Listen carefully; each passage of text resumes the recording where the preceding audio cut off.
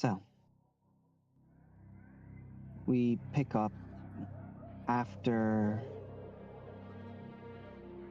this individual, this terrible man, if you can call him really that. This vampire who is a monster and who has committed atrocities. As he is standing on the water, the narrator of the story breaks for a moment. Almost as if taking time to linger on the description, but it's not just a description, as there's a painting of Okoyama on fire and a silhouetted figure whose face can't be seen, but white robes stained red on the sleeves, holding their hands out, is observed in the painting within the scroll. Gyoxys is not seen in this depiction. The actual mainland is just shown on fire. It's hard to make out specific buildings, but a building that is rather distinctive is the building that Yoprai you have seen on one occasionally prominently. But it is on fire in this painting. It is the home, the palace, as it were, of the nobility.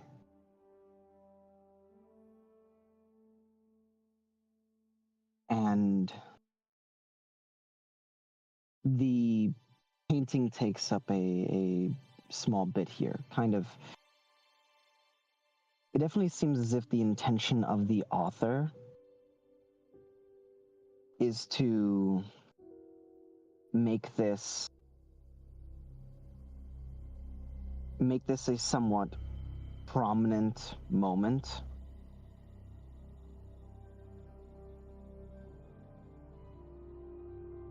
But they do continue.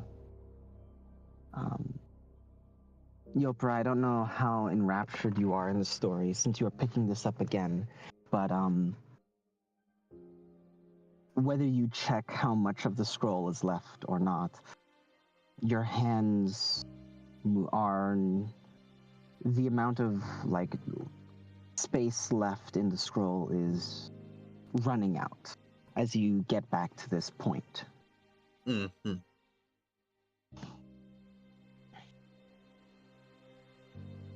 And to recap,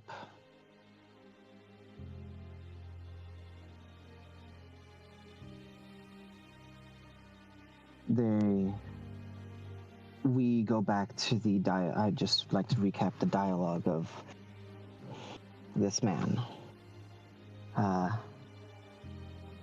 Zakara. He holds his hands out. We offer them salvation. A chance to live forever under the moon. And they turn away from our gift. This is just their price of salvation.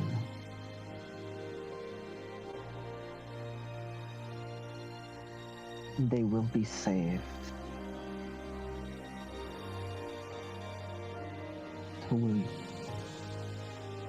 Will you join me, my love?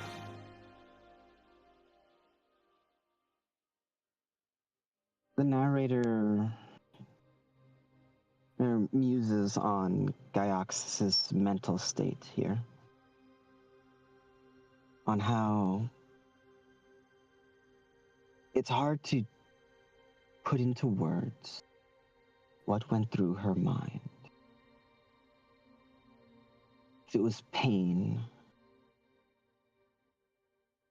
if it was fear,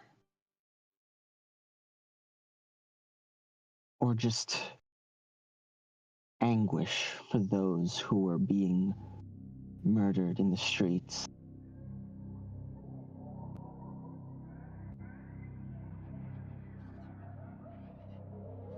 But she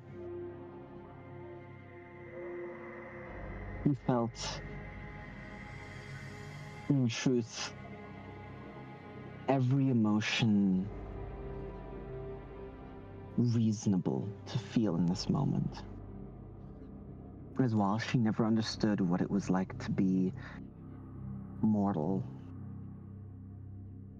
emotions had been something that she had grown to become very fond of. And in this moment, this betrayal, seeing this person she had come to love,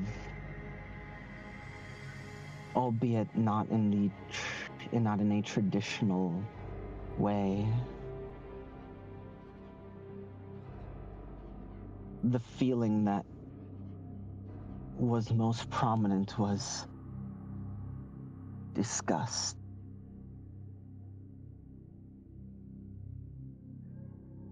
As Gyoxys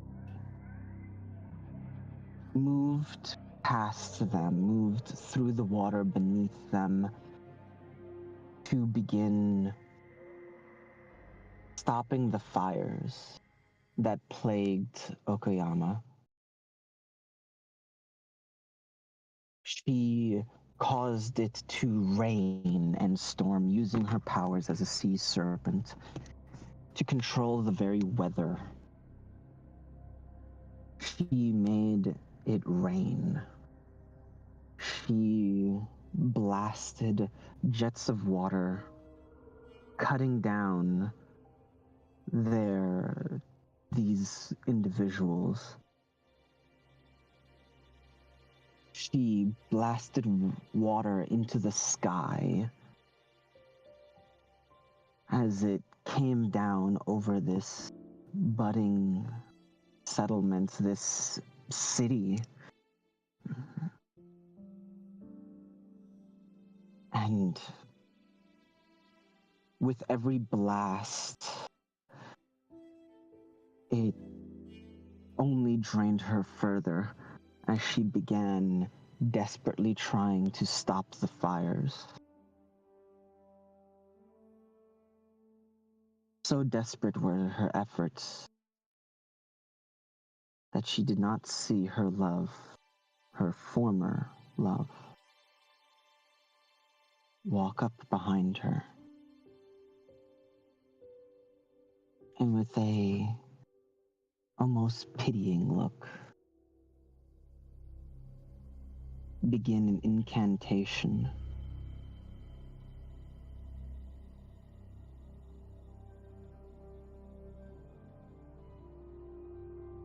It is said that that day,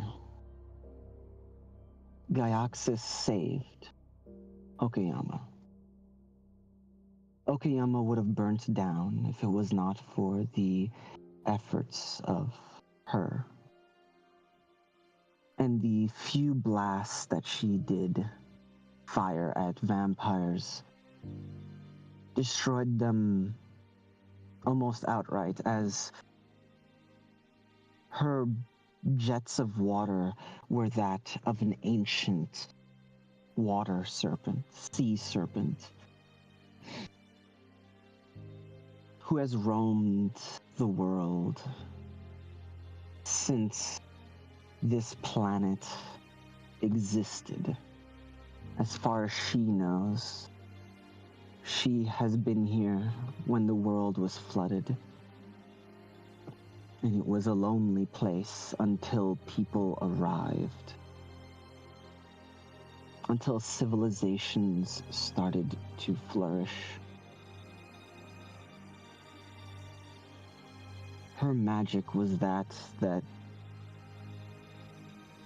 rains that came were able to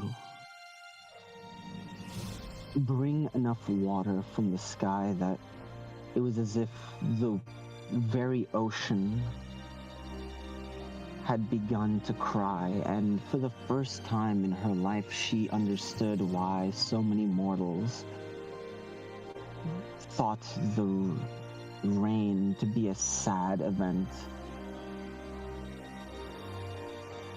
But nonetheless, she continued to fire these blasts of water to make the fires die down. She removed enough every time she fired at a vampire or any of their kin. She would almost remove so much of their body in each blast that they would not be able to regenerate from such a blast.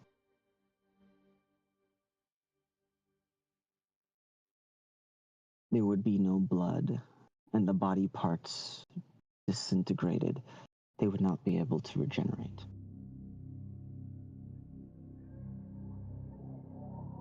From the author of this book, which you know is this is a biography with some artistic liberties taken. Gyoxys is the reason why Okayama survived this event. Yeah. But it is likely that few, if any, truly know about this. Maybe only the rumored whispers, or perhaps the nobility. But it is something that few would likely know of. Oh, figures. Because that's just what makes sense. Since nobody was likely looking out to the ocean, they were more focused on surviving this attack from vampires.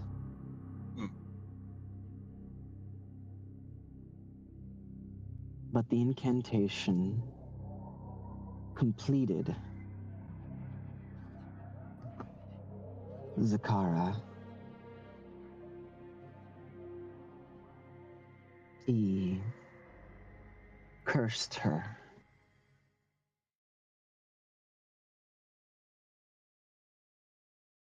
You continue to save them, to love them, yet they will never see you for who you truly are, for what you truly are. And so,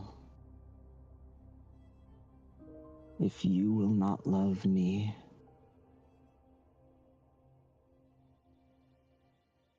you will never find happiness. As she turned to him and she began to feel her magic waning as a pulse, a curse. It gripped her. This is you've never heard of these before. Well, actually, what's your history? Your maximum history. What do you mean by maximum history? Like if you were to roll a nat 20, what is the highest you can get? 21. 21? No. What about Arcana? Same thing? Yeah, same thing. Okay. Then no, there's no point in you rolling. You have never heard of this, but it is described in the scroll as a grand curse was cast that day. Ah, okay, that sounds fine.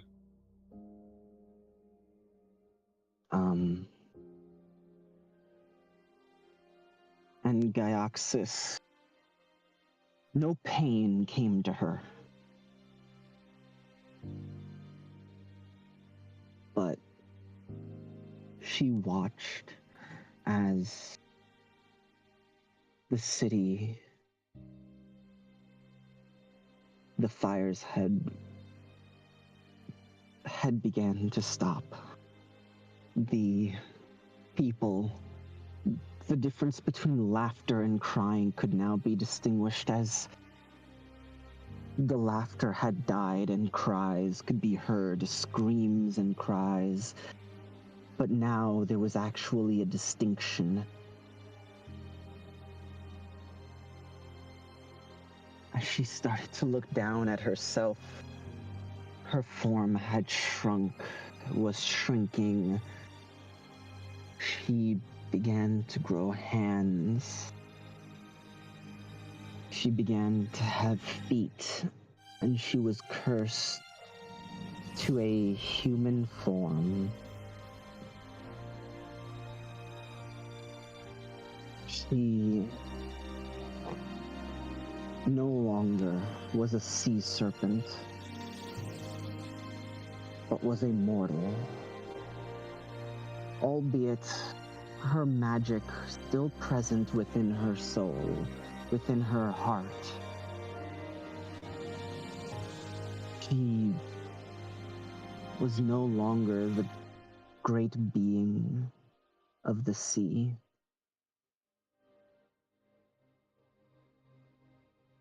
She was just a girl.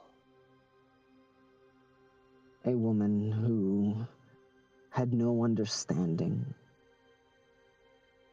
of this world. She sunk beneath the waves, not knowing how to swim in this form. Not sure how to breathe without gills. In a form she did not understand.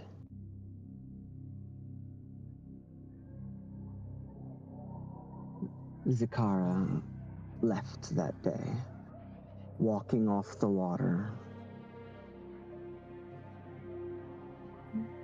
never to be seen again. And Gyoxys, she would be found.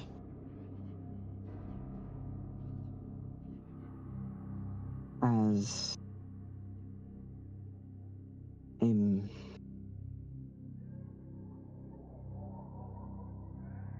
a vampire would see the events that transpired and would look to the injustice on this great being.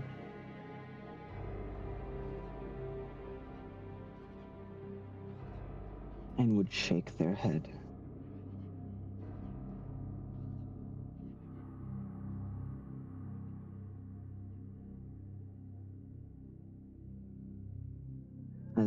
As the author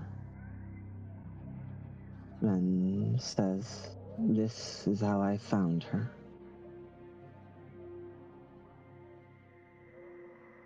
Cold, nearly frozen to death. Sad, heartbroken, and defenseless.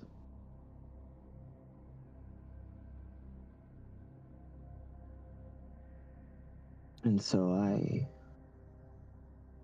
leave this here as an account of her story, so that she is never forgotten. And so her pain may be a lesson to all of those who come after her.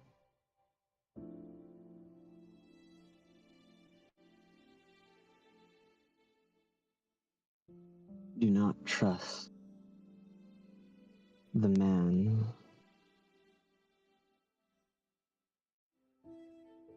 A moment. Do not trust the man known as Zikara Belabara, the Shadow Song Keep. For he is a vampire perhaps more evil than even Dracula. For one may be a natural disaster. He knows all too well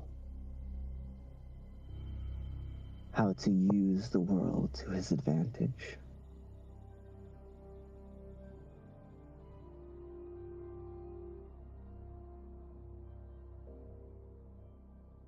And do not forget the curse placed on this girl. Seek her out if love is what you seek.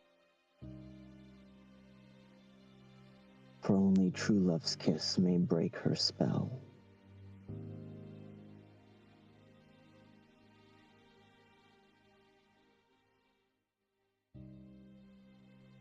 He is located at the place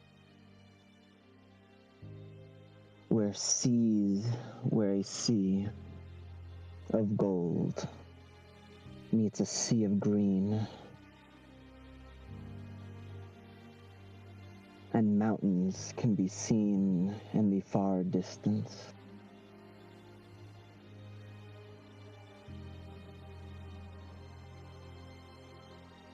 Find the Helsing estate.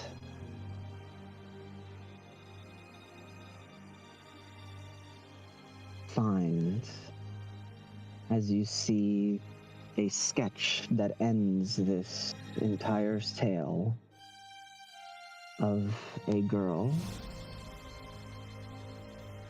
A moment, as I post her image.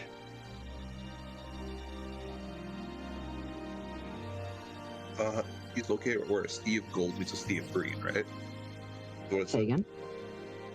It said, she's located at where a sea of gold meets a sea of green. Yes.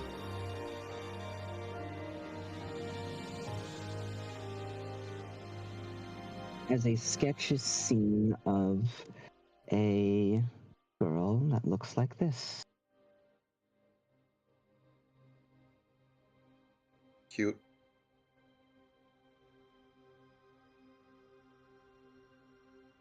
Find Vital, the violet-eyed snake.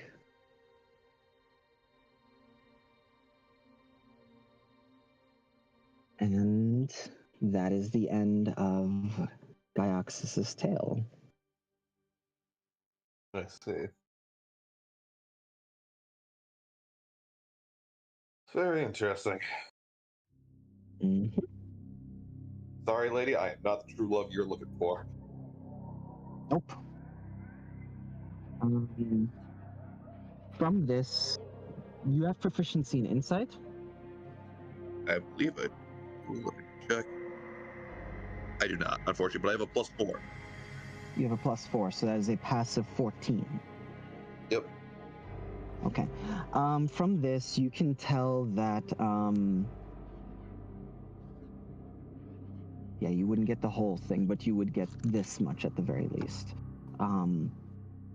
She likely still possesses a good bit of her magical oomph, like her potential and a lot of what she might have been able to do. The ability to call storms, swell seas, maybe even blast water. She might still possess some of those abilities, but that would be a lot of this innately magical things about her. All of those things that were innately just a part of her being, just a part of what she was and who she was. She likely still has access to those, but she is probably about as fragile as maybe, let's say, normal mortal. Maybe a little bit more so, if anything, but likely not much more than a girl, a woman who is just mild, who is has a mild amount of magic there. So she will likely live whenever this was written for who knows how long, since that is a part of the innate magic of that being, but like anything beyond that, you're kind of uncertain on what specifics. But it's likely whenever this was written, she is likely not dead.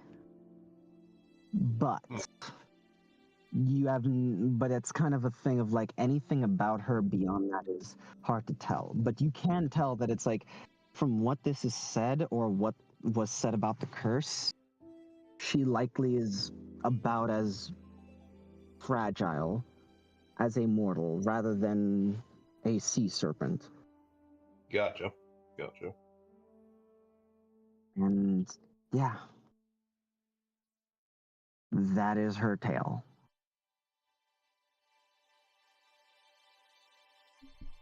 As I said, it's a bit of a somber one, but she is not dead. She is still alive somewhere.